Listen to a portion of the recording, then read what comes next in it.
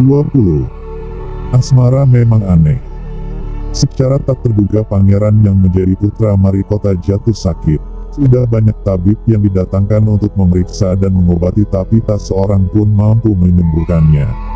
Akhirnya raja mengadakan sayembara. Sayembara boleh diikuti oleh rakyat dari semua lapisan, tidak terkecuali oleh para penduduk negeri tetangga. Sayembara yang menyediakan hadiah menggiurkan itu dalam waktu beberapa hari berhasil menyerap ratusan peserta. Namun tak satu pun dari mereka berhasil mengobati penyakit sang pangeran. Akhirnya, sebagai sahabat dekat Abu Nawas, menawarkan jasa baik untuk menolong sang putra mahkota. Baginda Harun al-Rashid menerima usul itu dengan penuh harap. Abu Nawas sadar bahwa dirinya bukan tabib. Dari itu ia tidak membawa peralatan apa-apa. Para tabib yang ada di istana tercengang melihat Abu Nawas yang datang tanpa peralatan yang mungkin diperlukan. Mereka berpikir mungkinkah orang macam Abu Nawas ini bisa mengobati penyakit sang pangeran. Sedangkan para tabib terkenal dengan peralatan yang lengkap saja tidak sanggup. Bahkan penyakitnya tidak terlacak. Abu Nawas merasa bahwa seluruh perhatian tertuju padanya. Namun Abu Nawas tidak begitu memperdulikannya. Abu Nawas dipersilahkan memasuki kamar pangeran yang sedang terbaring. Lalu menghampiri sang pangeran dan duduk di sisinya. Setelah Abu Nawas dan sang pangeran saling pandang beberapa saat, Abu Nawas berkata, "Saya membutuhkan seorang tua yang di masa mudanya sering mengembara ke pelosok negeri." Orang tua yang diinginkan Abu Nawas didatangkan. Sebutkan satu persatu nama-nama desa di daerah selatan. Perintah Abu Nawas kepada orang tua itu. Ketika orang tua itu menyebutkan nama-nama desa bagian selatan, Abu Nawas menempelkan telinganya ke dada sang pangeran. Kemudian Abu Nawas memerintahkan agar menyebutkan bagian utara, barat dan timur. Setelah semua bagian negeri disebutkan, Abu Nawas mohon agar diizinkan mengunjungi sebuah desa di sebelah utara. Raja merasa heran. "Engkau kuundang ke sini bukan untuk bertamasya. Hamba tidak bermaksud berlibur yang mulia," kata Abu Nawas. "Tetapi aku belum paham," kata raja. "Maafkan hamba paduka yang mulia. Kurang bijaksana rasanya bila hamba jelaskan sekarang," kata Abu Nawas. Abu Nawas pergi selama 2 hari. Sekembali dari desa itu Abu Nawas menemui sang pangeran dan membisikkan sesuatu kemudian menempelkan telinganya ke dada sang pangeran. Lalu Abu Nawas menghadap raja. "Apakah yang mulia masih menginginkan sang pangeran tetap hidup?" tanya Abu Nawas. "Apa maksudmu?" Raja balas bertanya. "Sang pangeran sedang jatuh cinta pada seorang gadis desa di sebelah utara negeri ini," kata Abu Nawas menjelaskan. "Bagaimana kau tahu?" Ketika nama-nama desa di seluruh negeri disebutkan, tiba-tiba degup jantungnya bertambah keras ketika mendengarkan nama sebuah desa di bagian utara negeri ini. Dan sang pangeran tidak berani mengutarakannya kepada baginda. "Lalu apa yang harus aku lakukan?" tanya raja. "Mengawinkan pangeran dengan gadis desa itu. Kalau tidak," tawar raja ragu-ragu. "Cinta itu buta. Bila kita tidak berusaha mengobati kebutaannya, maka ia akan mati." Rupanya saran Abu Nawas tidak bisa ditolak. Sang pangeran adalah putra satu-satunya yang merupakan pewaris tunggal kerajaan. Abu Nawas benar. Begitu mendengar persetujuan sang raja, sang pangeran berangsur-angsur pulih. Sebagai tanda terima kasih raja memberi Abu Nawas sebuah cincin permata yang amat indah. 21. Cara memilih jalan.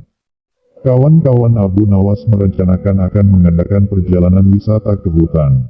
Tetapi tanpa keikutsertaan Abu Nawas perjalanan akan terasa memenatkan dan membosankan. Sehingga mereka beramai-ramai pergi ke rumah Abu Nawas untuk mengajaknya ikut serta. Abu Nawas tidak keberatan. Mereka berangkat dengan mengendarai keledai masing-masing sambil bercengkrama. Tak terasa mereka telah menempuh hampir separuh perjalanan.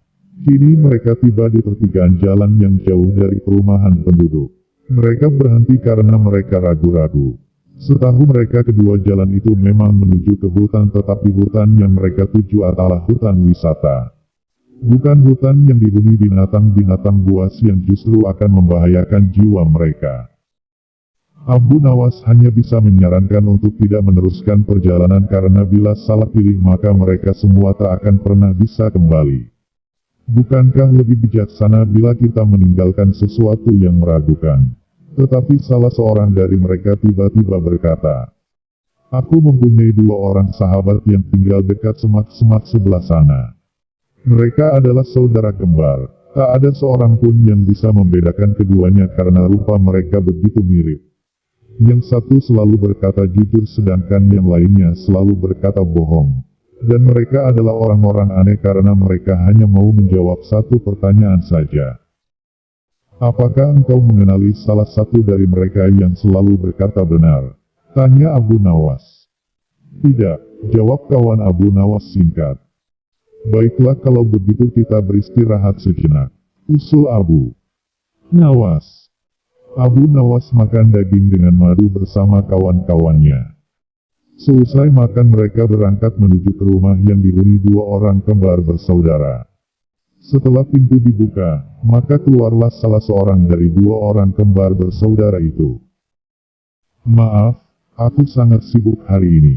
Engkau hanya boleh mengajukan 1 pertanyaan saja. Tidak boleh lebih," katanya. Kemudian Abu Nawas menghampiri orang itu dan berbisik. Orang itu pun juga menjawab dengan cara berbisik pula kepada Abu Nawas. Abu Nawas mengucapkan terima kasih dan segera mohon diri. "Hutan yang kita tuju melewati jalan sebelah kanan," kata Abu Nawas mantap kepada kawan-kawannya. "Bagaimana kau bisa memutuskan harus menempuh jalan sebelah kanan? Sedangkan kita tidak tahu apakah orang yang kita tanya itu orang yang selalu berkata benar atau yang selalu berkata bohong?" tanya salah seorang dari mereka.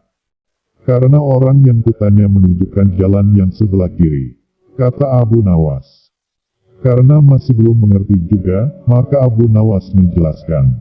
"Tadi aku bertanya, apa yang akan dikatakan saudaramu bila aku bertanya jalan yang mana yang menuju hutan yang indah?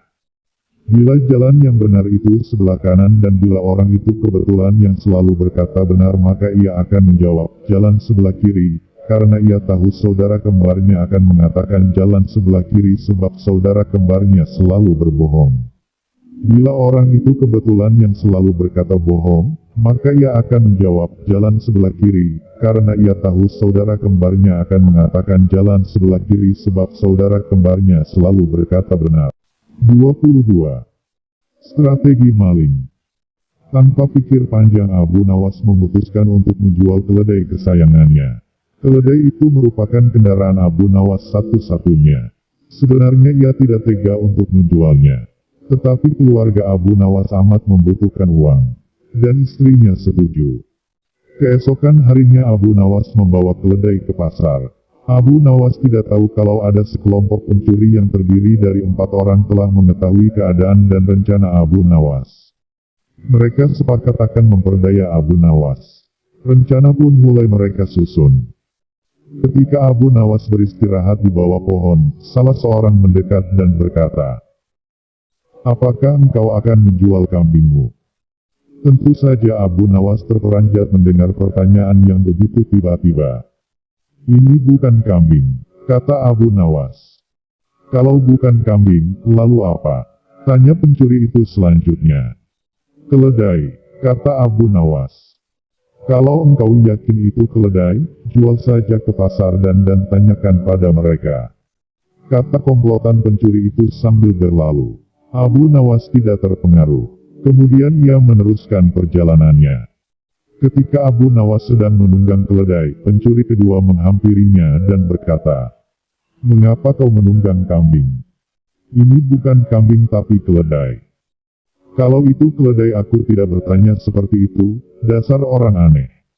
Kambing kau dikatakan keledai. Kalau ini kambing, aku tidak akan menungganginya," jawab Abu Nawas tanpa ragu. "Kalau engkau tidak percaya, pergilah ke pasar dan tanyakan pada orang-orang di sana," kata pencuri kedua sambil berlalu. Abu Nawas belum terpengaruh dan ia tetap berjalan menuju pasar.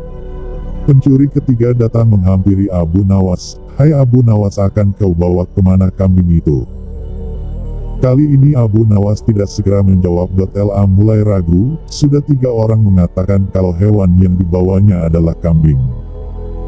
Pencuri ketiga tidak menyia-nyiakan kesempatan. Makin merecoki otak Abu Nawas. Sudahlah, biarpun kau bersikeras hewan itu adalah keledai, nyatanya itu adalah kambing. Abu Nawas berhenti sejenak untuk beristirahat di bawah pohon.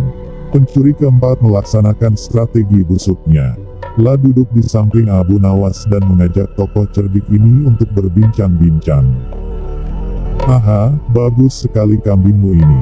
Pencuri keempat membuka percakapan. Kau juga yakin ini kambing? Tanya Abu Nawas. Loh, ya jelas sekali kalau hewan ini adalah kambing. Kalau boleh aku ingin membelinya. Berapa kau mau membayarnya? 3 dirham. Abu Nawas setuju. Setelah menerima uang dari pencuri keempat, kemudian Abu Nawas langsung pulang. Setiba di rumah, Abu Nawas dimarahi istrinya. Jadi keledai itu hanya engkau jual 3 dirham lantaran mereka mengatakan bahwa keledai itu kambing. Abu Nawas tidak bisa menjawab. Hanya mendengarkan ocehan istrinya dengan setia sambil menahan rasa dongkol. Kini ia baru menyadari kalau sudah diperdayai oleh komplotan pencuri yang memgoyahkan akal sehatnya. Abu Nawas merencanakan sesuatu. Pergi ke hutan mencari sebatang kayu untuk dijadikan sebuah tongkat yang nantinya bisa menghasilkan uang. Rencana Abu Nawas ternyata berjalan lancar. Hampir semua orang membicarakan keajaiban tongkat Abu Nawas. Berita ini juga terdengar oleh para pencuri yang telah menipu Abu Nawas. Mereka langsung tertarik. Bahkan mereka melihat sendiri ketika Abu Nawas membeli barang atau makan tanpa membayar, tetapi hanya dengan mengacungkan tongkatnya. Mereka berpikir kalau tongkat itu bisa dibeli maka tentu mereka akan kaya, karena hanya dengan mengacungkan tongkat itu mereka akan mendapatkan apa yang mereka inginkan. Akhirnya mereka mendekati Abu Nawas dan berkata, apakah tongkatmu akan dijual? Tidak, jawab Abu Nawas dengan cuek. Tetapi kami bersedia membeli dengan harga yang amat tinggi, kata mereka. Berapa? Kata Abu Nawas pura-pura merasa tertarik.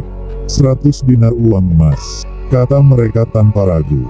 Tetapi tongkat ini adalah tongkat wasiat satu-satunya yang aku miliki, kata Abu Nawas sambil tetap berpura-pura tidak ingin menjual tongkatnya. Dengan uang 100 dinar engkau sudah bisa hidup enak, kata mereka makin penasaran. Abu Nawas diam beberapa saat, sepertinya merasa keberatan sekali. Baiklah kalau begitu, kata Abu Nawas kemudian sambil menyerahkan tongkatnya. Setelah menerima 100 dinar uang emas, Abu Nawas segera melesat pulang. Para pencuri itu segera mencari warung terdekat untuk membuktikan keajaiban tongkat yang baru mereka beli. Selesai makan, mereka mengacungkan tongkat itu kepada pemilik kedai. Tentu saja pemilik kedai marah. Apa maksudmu mengacungkan tongkat itu padaku? Bukankah Abu Nawas juga mengacungkan tongkat ini dan engkau membebaskannya? Tanya para pencuri itu. Benar, tetapi engkau harus tahu bahwa Abu Nawas menitipkan sejumlah uang kepadaku sebelum makan di sini. Gila, ternyata kita tidak mendapat keuntungan sama sekali menipu Abu Nawas. Kita malah rugi besar, umpat para pencuri dengan rasa dongkol. 23. Menjebak pencuri. Pada zaman dahulu orang berpikir dengan cara yang amat sederhana. Dan karena kesederhanaan berpikir ini, seorang pencuri yang telah menggondol 100 keping lebih uang emas milik seorang saudagar kaya, tidak sudi menyerah. Hakim telah berusaha keras dengan berbagai cara tetapi tidak berhasil menemukan pencurinya.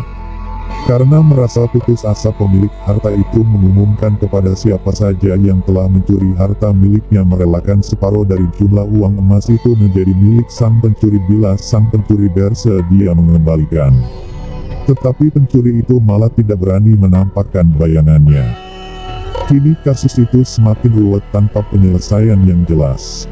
Maksud baik saudagar kaya itu tidak mendapat tanggapan yang sepantasnya dari sang pencuri. Maka tidak bisa disalahkan bila saudagar itu mengadakan sayembara yang berisi barang siapa berhasil menemukan pencuri uang emasnya, ia berhak sepenuhnya memiliki harta yang dicuri. Tidak sedikit orang yang mencoba tetapi semuanya kandas. Sehingga pencuri itu bertambah merasa aman tentram karena ia yakin jati dirinya tak akan terjangkau. Yang lebih menjengkelkan adalah ia juga berpura-pura mengikuti sayembara. Tidak berlebihan bila dikatakan bahwa menghadapi orang seperti ini bagaikan menghadapi jin. Mereka tahu kita, sedangkan kita tidak. Seorang penduduk berkata kepada hakim setempat, "Mengapa Tuan Hakim tidak minta bantuan Abu Nawas saja? Bukankah Abu Nawas sedang tidak ada di tempat?" Kata hakim itu balik bertanya, "Kemana dia?" Tanya orang itu. "Ke Damaskus," jawab hakim. "Untuk keperluan apa?" Orang itu ingin tahu. "Memenuhi undangan pangeran negeri itu," kata hakim. "Kapan ia datang?" Tanya orang itu lagi. "Mungkin 2 hari lagi," jawab hakim. Kini harapan tertumpu sepenuhnya di atas pundak Abu Nawas. Pencuri yang selama ini merasa aman sekarang menjadi resah dan tertekan. Telah merencanakan meninggalkan kampung halaman dengan membawa serta uang emas yang berhasil dicuri. Tetapi ia membatalkan niat karena dengan menyingkir keluar daerah berarti sama halnya dengan membuka topeng dirinya sendiri. Lalu bertekad tetap tinggal apapun yang akan terjadi. Abu Nawas telah kembali ke Baghdad karena tugasnya telah selesai. Abu Nawas menerima tawaran mengikuti sayembara menemukan pencuri uang emas. Hati pencuri uang emas itu tambah berdebar tak karuan mendengar Abu Nawas menyiapkan siasat. Keesokan harinya semua penduduk dusun diharuskan berkumpul di depan gedung pengadilan. Abu Nawas hadir dengan membawa tongkat dalam jumlah besar. Tongkat-tongkat itu mempunyai ukuran yang sama panjang. Tanpa berkata-kata Abu Nawas membagi-bagikan tongkat-tongkat yang dibawanya dari Runah. Setelah masing-masing mendapat 1 tongkat, Abu Nawas berpidato, "Tongkat-tongkat itu telah aku mantrai. Besok pagi kalian harus menyerahkan kembali tongkat yang telah aku bagikan. Jangan khawatir, tongkat yang dipegang oleh pencuri selama ini menyembunyikan diri akan bertambah panjang 1 jari telunjuk. Sekarang pulanglah kalian." Orang-orang yang merasa tidak mencuri tentu tidak mempunyai pikiran apa-apa. Tetapi sebaliknya, si pencuri uang emas itu merasa ketakutan. Lah tidak bisa memejamkan mata walaupun malam semakin larut. Lah terus berpikir keras. Kemudian ia memutuskan memotong tongkatnya sepanjang 1 jari telunjuk, dengan begitu tongkatnya akan tetap kelihatan seperti ukuran semula. Pagi hari orang mulai berkumpul di depan gedung pengadilan. Pencuri itu merasa tenang karena ia yakin tongkatnya tidak akan bisa diketahui karena ia telah memotongnya sepanjang 1 jari telunjuk. Bukankah tongkat si pencuri akan bertambah panjang 1 jari telunjuk? Lah memuji kecerdikan diri sendiri karena ia ternyata akan bisa mengelabui Abu Nawas. Antrian panjang mulai terbentuk. Abu Nawas memeriksa tongkat-tongkat yang dibagikan kemarin. Pada giliran si pencuri tiba, Abu Nawas segera mengetahui karena tongkat yang dibawanya bertambah pendek 1 jari telunjuk. Abu Nawas tahu pencuri itu pasti melakukan pemotongan pada tongkatnya karena ia takut tongkatnya bertambah panjang. Pencuri itu diadili dan dihukum sesuai dengan kesalahannya. 100 keping lebih uang emas kini berpindah ke tangan Abu Nawas. Tetapi Abu Nawas tetap bijaksana. Sebagian dari hadiah itu diserahkan kembali kepada keluarga si pencuri, sebagian lagi untuk orang-orang miskin dan sisanya untuk keluarga Abu Nawas sendiri.